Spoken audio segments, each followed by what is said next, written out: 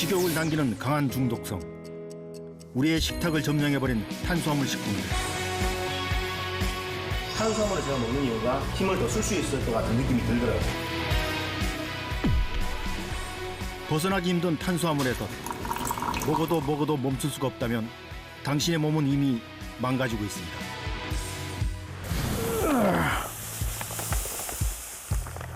우리가 탄수화물에 당하고 있는 게 아닌가, 솔직히 충격적이네요.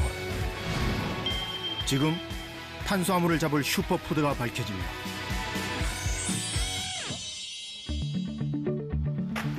지난 1년 반 동안 정말 많은 것이 바뀌었습니다.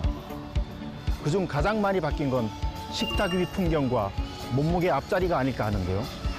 다들 공감하십니까? 멈춰버린 일상 속 우리에게 날아온 또 하나의 경고장.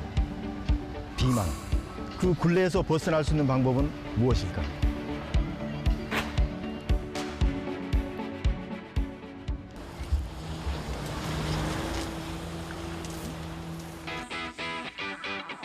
최근 몇 년 사이 무섭게 살이 쪘다는 사례자를 만나봤습니다.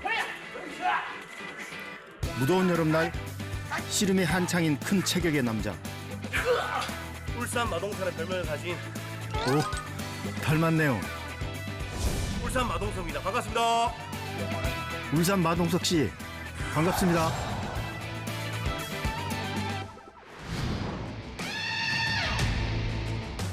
튼튼한 하체에 야무지게 삿발을 잡은 손. 영준 씨는 14년간 씨름 선수로 활동해 왔다는데요. 몇 년 전 운동을 그만둔 뒤 체중이 급증했다고 합니다. 운동선수 할 때는 평체중이 대학 선수, 고등학교 시절에 90kg, 95kg 나갔는데 제가 은퇴를 하고 나서 먹는 양은 이제 똑같고 운동을 안 하다 보니까 급격하게 살이 쪄서 138kg 정도 몸무게를 지금 유지를 하고 있습니다. 고등학교 시절을 거쳐 군대 시절까지만 해도 다부진 몸매를 자랑했는데요. 지금은 138kg에 육박합니다. 수차례 다이어트를 해봤지만 마음처럼 쉽지가 않았다는 영준 씨.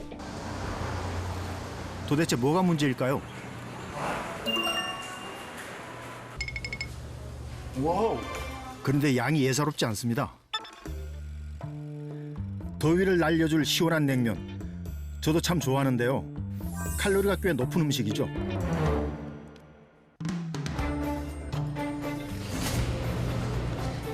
이야, 엄청 잘 드시네요. 눈 깜짝할 사이에 세 그릇 뚝딱입니다.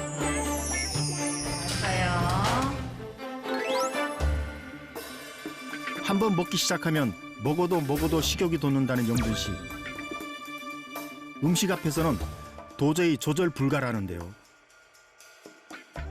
탄수화물을 제가 먹는 이유가 제가 배가 불러야지만 잠도 잘 오고 왠지 그냥 힘을 더 쓸 수 있을 것 같은 느낌이 들더라고요. 성인 하루 권장 칼로리는 2,500칼로리.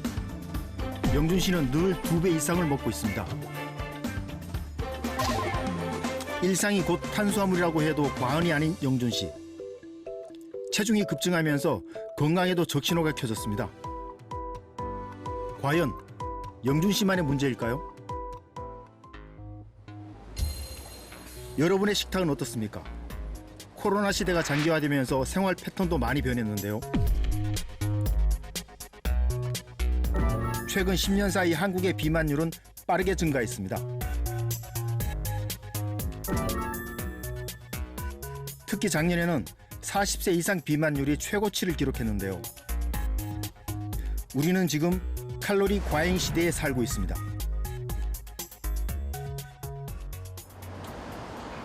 서울에 있는 한 배달 음식 전문점. 주방이 분주합니다. 손님들이 배달을 좀 많이 시키셔서 제가 좀 많이 전쟁이라.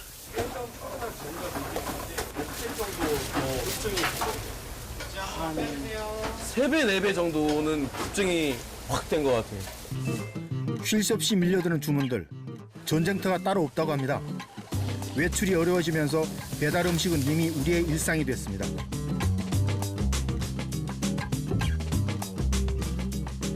이 년 사이 배달 음식 시장 규모는 3배 가까이 급증했는데요. 맛있게 드세요. 네. 간편하게 조리할 수 있어 주부들에게 인기가 많은 밀키트 제품들. 그 구매량 또한 크게 증가했습니다. 문제는 탄수화물 위주의 식품들이 대부분이라는 사실이죠.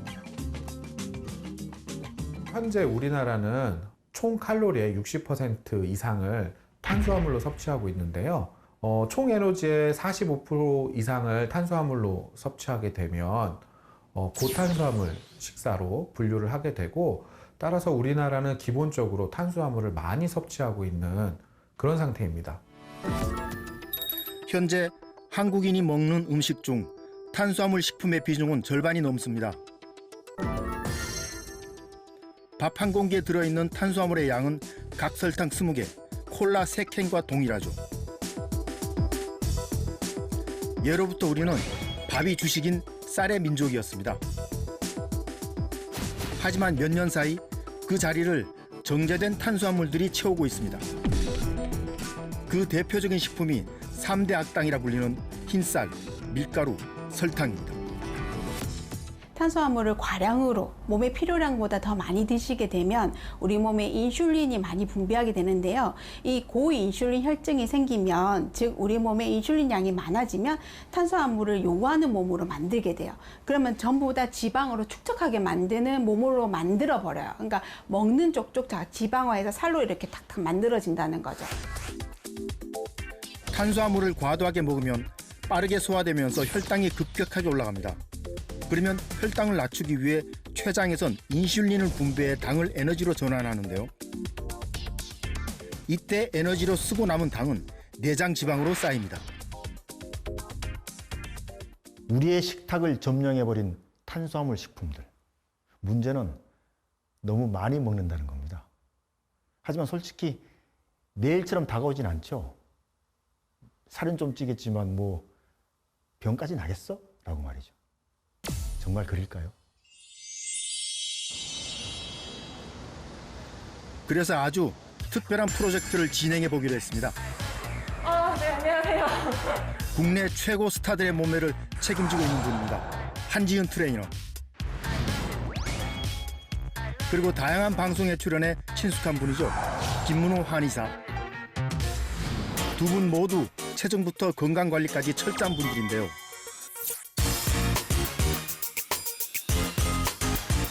앞으로 2주간 하루 한 끼만 탄수화물 식품을 섭취해 보기로 했습니다. 김문호 씨는 밀가루가 주 재료인 면과 인스턴트 식품을, 한지은 씨는 설탕이 들어간 탄수화물 간식을 먹기로 했는데요. 지금부터 프로젝트 시작합니다. 자, 제가 지금 오늘 탄수화물 1일차 수작이거든요. 한지은 씨가 선택한 탄수화물 식품은 과자와 탄산음료. 현재 제 복근 모습이고요.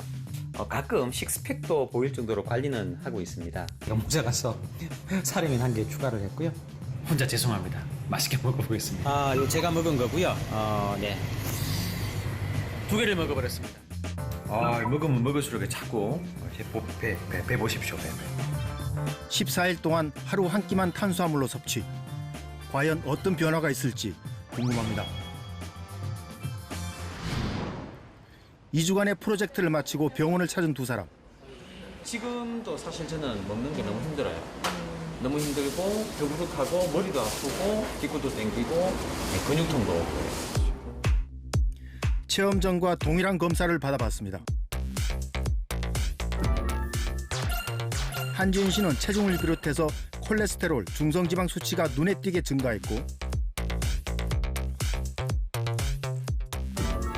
김문호 씨 역시 단 2주 만에 체중 지방량이 늘고 혈당 수치는 정상 범위를 벗어난 상태. 그런데 깨끗했던 김문호 씨의 간에 지방이 끼기 시작했습니다. 특히 김문호 씨는 경미하지만 지방간이 진행되고 있는 것으로 확인됐습니다. 만약 이러한 상태가 계속 지속된다면 분명히 복부 비만, 그리고 또 동맥경화를 비롯해서 심혈관 질환이라든가 뇌혈관 질환의 위험률 또한 높아질 수 있다고 생각합니다. 한번 먹기 시작하면 끊기 힘들다는 탄수화물 중독. 탄수화물 중독을 유발하는 대표적인 식품은 바로 흰쌀, 밀가루, 설탕입니다. 좀처럼 그 유혹에서 벗어나기 쉽지 않은데요. 왜 몸에 좋지 않다는 걸 알면서 입에서 자꾸 당기는 건지 정말 궁금합니다. 탄수화물을 먹으면 소장에서 포도당으로 흡수가 돼요. 그럼 이 포도당은 우리 뇌의 쾌락 중추를 자극해서 행복 호르몬이라는 도파민을 많이 만들어내게 되는 거죠. 그럼 계속 행복해지게 되거든요. 그래서 우리가 짜증나거나 좀 우울할 때 좀 단 초콜릿을 찾거나 그런 게 다 그런 이유거든요. 그래서 탄수화물 중독이 발생하게 됩니다. 고탄수화물 식품은 도파민을 과도하게 분비해 배가 불러도 계속 먹게 만듭니다. 정상인과 탄수화물에 중독된 뇌를 살펴보면 가운데 부분이 확연히 다른데요. 실제 탄수화물에 중독되면 마약 중독자의 뇌와 동일한 부분이 활성화된다고 합니다. 우리 식탁의 약 65%를 차지하고 있는 탄수화물 식단. 그 중에서도 가장 사랑받는 건 바로 면입니다. 여름철이면 늘 사람들로 붐비는 서울의 한 냉면집. 한국인들이 여름에 가장 많이 먹는 음식 1위가 냉면이라고 합니다. 누구에게나 사랑받는 국민 음식 냉면. 시원한 육수 한 입이면 땀이 쏙 들어가는데요. 보기만 해도 군침이 도네요. 더운 여름철 이 맛에 한번 빠지면 헤어나기 쉽지 않습니다. 아, 시원하다. 중독성이 있죠. 먹으면 벌써 딱 이 냉면이 땡겨요. 빠르고 이제 간단하게 먹기가 좋잖아요. 또 우리나라 사람들은 오래 뭐 이제 먹고 이런 거 별로 안 좋으니까. 쫄깃한 식감이 정말 일품이죠. 하지만 냉면은 탄수화물 함량도 높고 설탕의 양도 상당합니다. 한 그릇만 먹어도 하루 권장량을 훌쩍 넘죠. 우리가 살아가기 위해서는 탄수화물은 꼭 필요하지만 과유불급입니다. 지나치면 문제가 되는 거죠.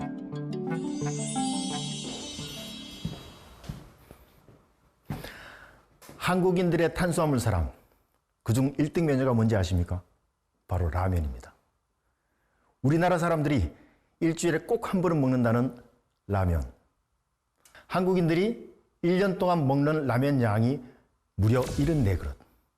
5천만 국민이 1년 동안 먹는 라면 면발의 길이를 합치면 약 지구를 3,500바퀴 돌 정도라고 하니 우리 한국인들의 라면 사랑 정말 대단합니다.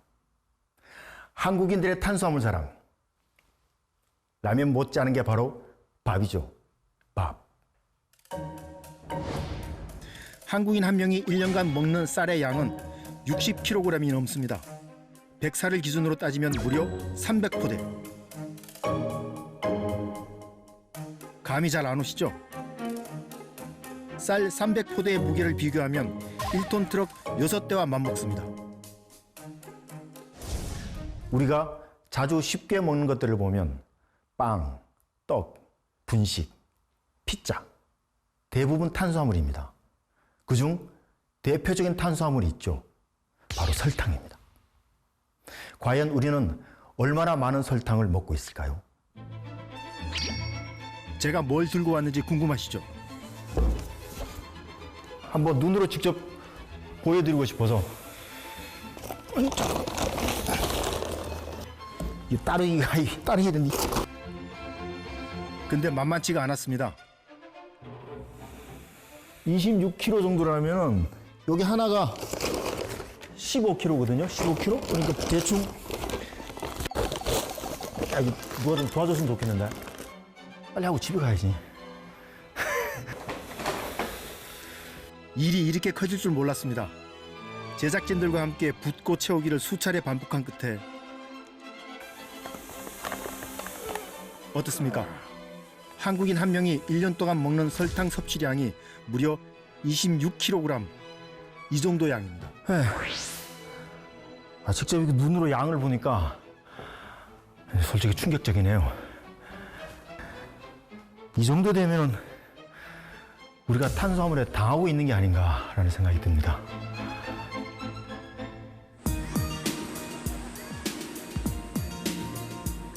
그렇다면 탄수화물 과잉 섭취로부터 우리는 어떻게 대처해야 할까요? 여름 휴가 중인 사례자 두 분을 만나봤습니다. 2살 터울의 50대 자매. 초록색 너무 예쁘네. 그러니까. 자주 나왔으면 좋겠어요. 좀 맘 먹으면 이제 조금 덜 먹어도 먹어지는 것 같았는데 요요가 오더라도 지금은 시도도 못 하겠어요. 더 이상은 이제 의지도 꺾이고. 이제 언니 같은 경우야 뭐 그런 적이 없었죠. 항상 이 몸이니까 처녀 때부터. 그렇잖아 언니. 근데 그 변함없는 몸무게가 그 건강하고도 직결이 돼서 별로 크게 몸에 이상이 있거나 그런 거는 없는 것 같아요. 같은 환경에서 나고 자랐지만 전혀 다른 체형을 가진 두 사람. 어릴 때부터 언니는 날씬했고 동생은 체중 때문에 고민이었다고 합니다. 몸무게 체중도 있다 보니까 이제 지방간도 있고 콜레스테롤도 이제 많아서 고지혈도 있고 그래서 약도 먹어야 되는 상황이고 그다음에 또 콜레스테롤 같은 게 이제 많다 보니까 담석증도 있어서 수술도 지금 사실은 받아야 되거든요. 근데 이제 애가 무서워서 못 가는 거고. 두 번이 티디디 빗 사이로 티디티티티 가더라고. 시원하지? 물놀이네, 물놀이. 뭐 이렇게 어렸을 때부터 같이 자랐고 자랐을 때도 나는 좀 살이 찌는 편이었고 언니는 그렇지 않은 편이었고 그러니까 그거는 좀 궁금한 것 중에 하나죠. 당최 알 수가 없는 것 같아요. 그래서 두 분의 식습관을 살펴보기로 했습니다. 캠핑장에선 역시 숯불구이가 제맛이죠. 두 분 모두 성인이 된 이후에도 비슷한 식성을 가지고 있다는데요. 워낙 먹는 걸 좋아해 넉넉히 푸짐하게 즐긴다고 합니다.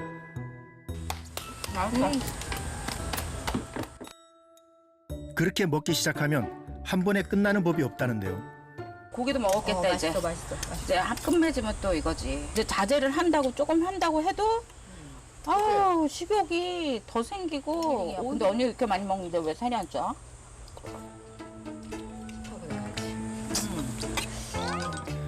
오히려 동생보다 언니가 더 식욕도 먹는 양도 많아 보입니다. 난 너무 많이 먹었는데. 늘 다이어트 때문에 고민인 동생. 하지만 언니 민정 씨는 후식으로 아이스크림까지 먹고도 살이 찔 걱정이 없다고 합니다.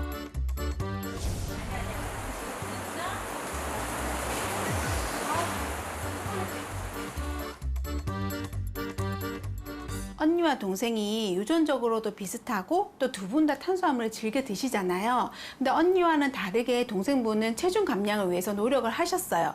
그럼에도 불구하고 고혈압과 같은 뭐 대사질환도 있고 지방과 담석증을 진단을 받았다면 장내 미생물의 불균형을 꼭 한번 확인해 보셔야 합니다. 그래서 두 분의 장내 미생물 환경을 검사해 보기로 했습니다. 검사 결과 언니 민정 씨는 장내 유익균과 유해균의 비율이 양호한 상태. 반면 동생 소영 씨는 장내 유익균의 양이 유해균에 비해 현저히 적은 것으로 확인됐습니다. 비슷한 체질을 가진 자매지만 체중도 장내 환경도 전혀 다른 상태. 최근 학계에서는 장내 미생물과 비만과의 연관성에 주목을 하고 있습니다. 우리 몸은 면역세포의 70%가 장에 있습니다. 따라서 이 장내 미생물의 균형이 깨지게 되면 유해균이 많이 증식하게 되는데요. 이 유익균보다 유해균이 증가하게 되면 같은 음식을 먹더라도 칼로리 소비가 어려워지고 그래서 많은 칼로리가 우리 몸속에 흡수되기 때문에 유해균이 증가하면 살이 쉽게 찌는 체질로 변한다고 볼 수 있습니다. 논문에 의하면 비만인 경우 상대적으로 유익균이 적었으며 체중이 줄자 유익균이 증가했다고 합니다. 이미 비만과 장내 미생물의 연관성은 많은 연구를 통해 밝혀지고 있습니다.